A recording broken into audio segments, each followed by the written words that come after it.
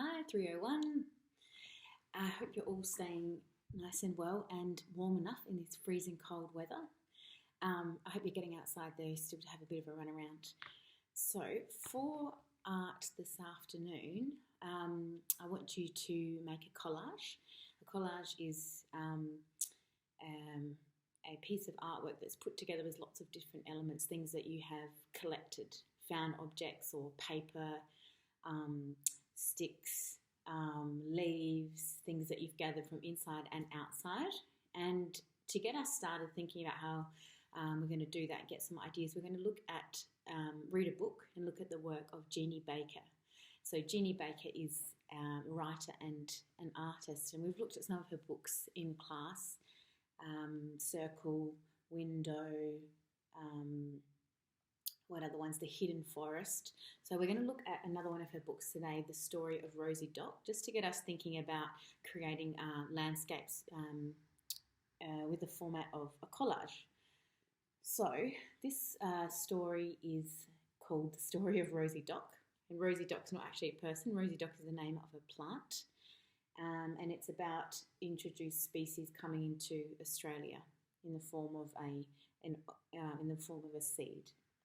So as I read the book, I just want you to be thinking about the words and the illustrations and how they work to create meaning in the text. And if you can, try and see how she has used different textures through her collage to make the pictures. Now, I've also popped in the lesson notes the link to her website, which has a little bit more detail about her work and the way that she makes her work. Great, so let's have a read. The Story of Rosy Dock.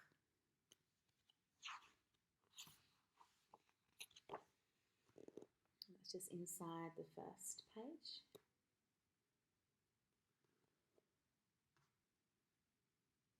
So she's cut out bits of fabric here for the washing line, used an actual piece of string there.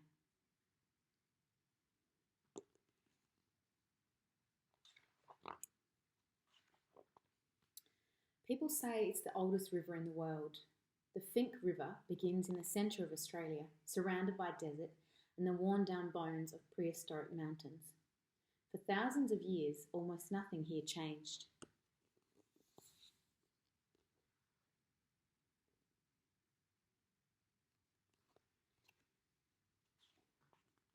Then, over 100 years ago, newcomers from Europe settled by the river.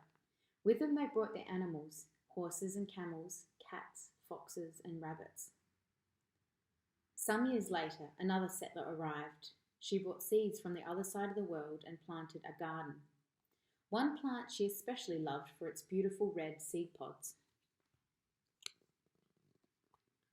And there's Rosy Dock, the plant.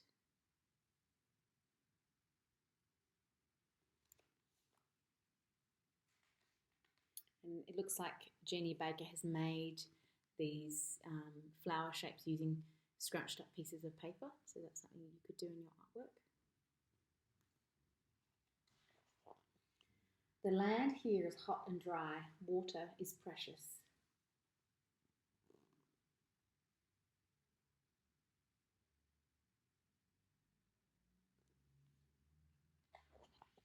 The wind blows strong at times, and great spiralling willy-willies storm across the desert, whipping up things in their path.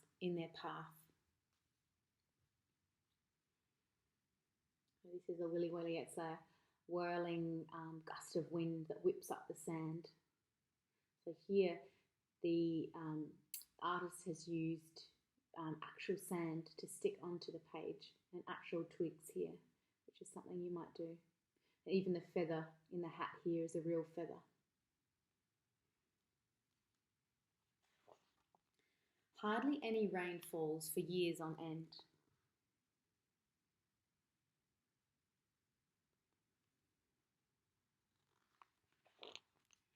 But hidden in the mountains are ancient oases.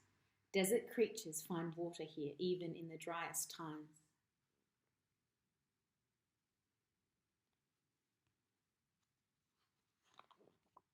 The river is mostly a river of sand.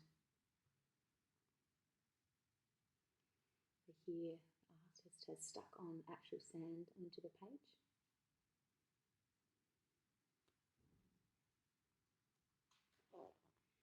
One day it was unnaturally dark and there was an uneasy silence. Suddenly the sky cracked open. Rain poured in torrents from the clouds, and soon the river was roaring with water.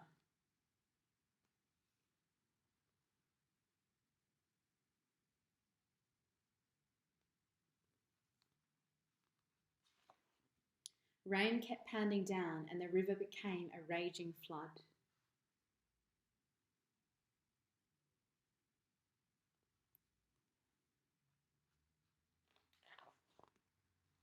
The flooded river swept on, swirling, spiralling, surging on and on. Again, in this double-page spread, the artist has used, or the illustrator has used twigs and actual sticks to create the collage. It looks like to create the reflection in the water, she's used cellophane or some other reflective material.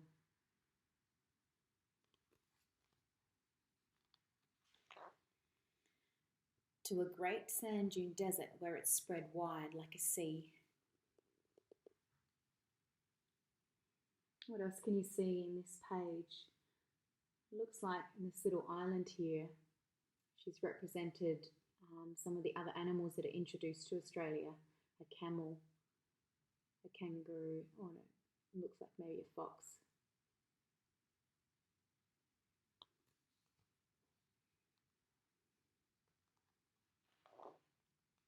The water crept slowly across the desert until eventually it disappeared into the sand.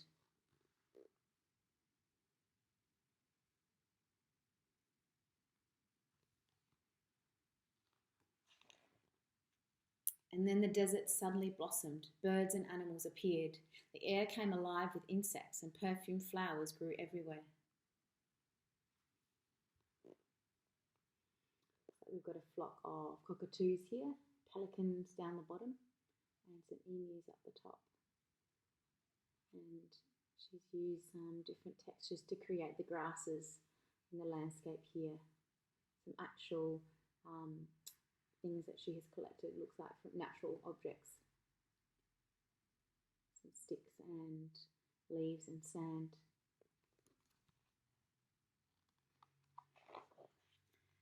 The harsh searing sun soon evaporated the water. Winds sucked away the last traces of moisture, leaving only mirage and a sea of rolling sand. Mirage is a reflection. The pattern continues with the many more cycles of rain and drought. Dust storms scatter seeds and bury them in the desert sands.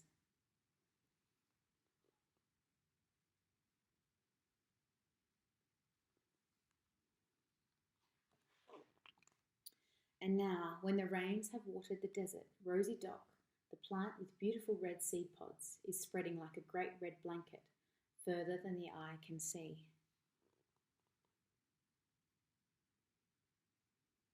Looks like she's used again bits of paper scrunched up to create this effect with the flowers, Rosy Dock. And here she's put a couple of rabbits in the foreground, which are another introduced species to Australia.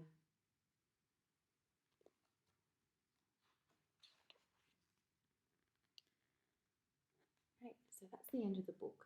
So why I wanted to read that book to you was to give you an example of how you can create textures in your own artwork, so in your collage. So what you need to do now is to find any materials that you've got at home. You need some paper or cardboard to create your collage on, and scissors, glue, any type of glue, and then bits of paper, magazines, paint, crayons, and maybe take a little walk outside your garden or just out the front of your house and see what natural materials you can find that you can use to create your artwork. Now your artwork, I want you to choose a special place or a landscape. So it might be an ocean, seascape, or it could be something inspired by the book. So a desert landscape, it could be a forest landscape. And think about how you're going to create texture using these different found objects. So focusing on the texture in the artwork and the colour to create a beautiful collage. So good luck, happy making. If you've got any questions, you can email me, and I look forward to seeing your beautiful artwork. Bye.